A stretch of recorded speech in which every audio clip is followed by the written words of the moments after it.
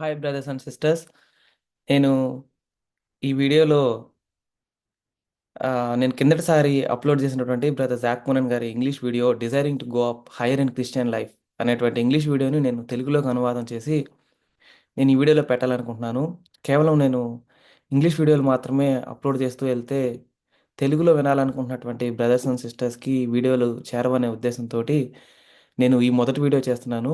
ఆత్మీయ జీవితంలో మనం పైకి ఎదగాలనేటువంటి ఆశ కలిగి ఉండటం అనేది బ్రదర్ జాక్మోహన్ గారి ఒక చిన్న 2 నిమిషాల నిడివి గల వీడియోని నేను వీడియోలో తెలుగులోకి అనువాదం చేసి అప్లోడ్ చేయాలనుకుంటున్నాను.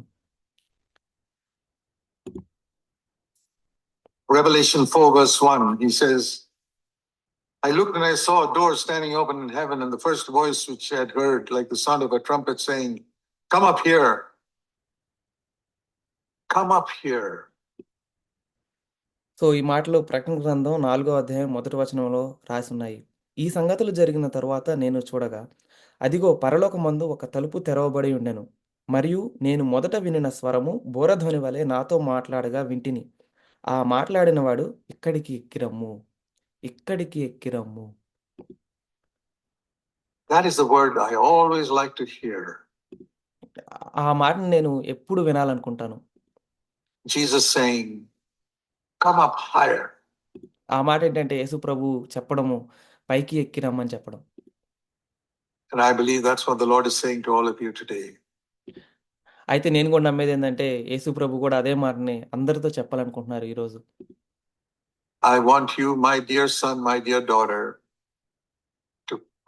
I want to lift you higher than you've ever reached in your Christian life so far. అదే మాట ఏంటంటే, నా యొక్క ప్రియమైన కుమార్తె, నా యొక్క ప్రియమైన కుమారుడా, నీవు నీ క్రైస్తవ జీవితంలో ఇప్పటివరకు నువ్వు చేరుకున్న దానికంటే ఇంకా ఎక్కువ ఎత్తులోకి నేను నిన్ను ఎదిగేటట్లు చేయాలనుకుంటున్నాను. Will you respond to that call? Will you say, Yes, Lord? Like John said, Yes, I want to come up higher. ఆ యొక్క మాటకి నువ్వు సమాధానం ఇవ్వాలనుకుంటున్నావా? ఎలాగైతే యోహాను ఇక్కడ ప్రకటన గ్రంథం 4వ అధ్యాయంలో చెప్పాడో, అవును ప్రభువా, నేను కూడా పైకి రావాలనుకుంటున్నాను నా యొక్క ఆత్మీయ జీవితంలో అని దేవునితో చెప్పాలనుకుంటున్నావా? God will not force us. అయితే మనల్ని దేవుడు ఒత్తిడి చేయడు. But if He finds in you a passion, Lord, I want to come higher than I am at present in my Christian life, He will lift you higher.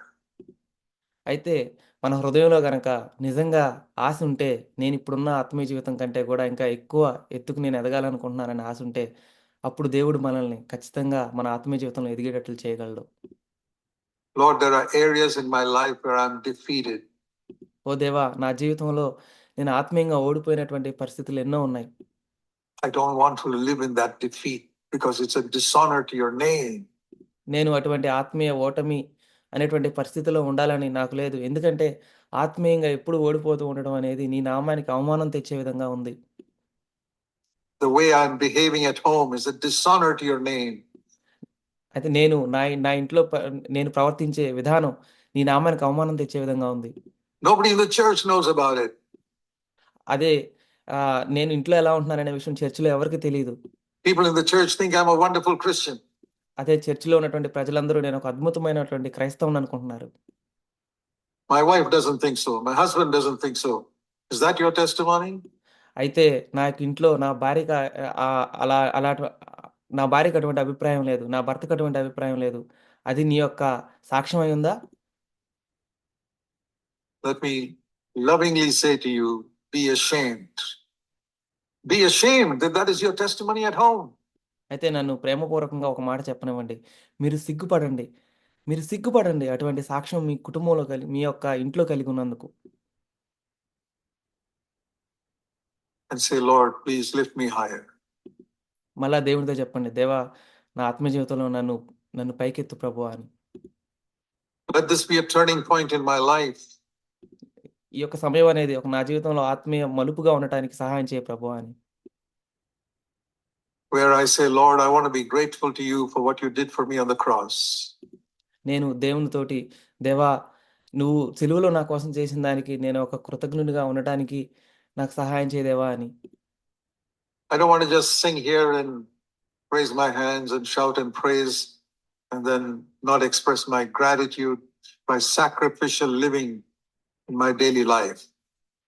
నేను కేవలం చర్చిలో పాటలు పాడి కేవలం చేతులెత్తి దేవుని స్తుతించి, నేను చర్చిలోంచి బయటికెళ్ళిపోయిన తర్వాత ఒక కృతజ్ఞత లేనటువంటి జీవితం లేతే నీ పట్ల త్యాగపూరితం లేనటువంటి జీవితం నాలో ఉండకుండా ఉండటానికి సహాయం చేయ దేవా అని దేవుడినడగాలి. Yeah. If you really take it seriously, I believe God will take you seriously. అవును. ఈ మాటల్ని మీరు నిజంగా సీరియస్‌గా తీసుకుంటే దేవుడు గూడా మనల్ని నిజంగా సీరియస్‌గా తీసుకుంటారు. He's a rewarder, not of everybody. He's a rewarder of those who seek him with all their heart. అయితే దేవుడు ప్రతి ఒక్కళ్ళకి బహుమానం ఇచ్చే దేవుడు కాదు. కేవలం ఆయన్ని హృదయపూర్వకంగా ఎవరైతే వెతుకుతారో వాళ్ళకి మాత్రమే దేవుడు బహుమానం ఇచ్చే దేవుడు. Thank you brothers and sisters.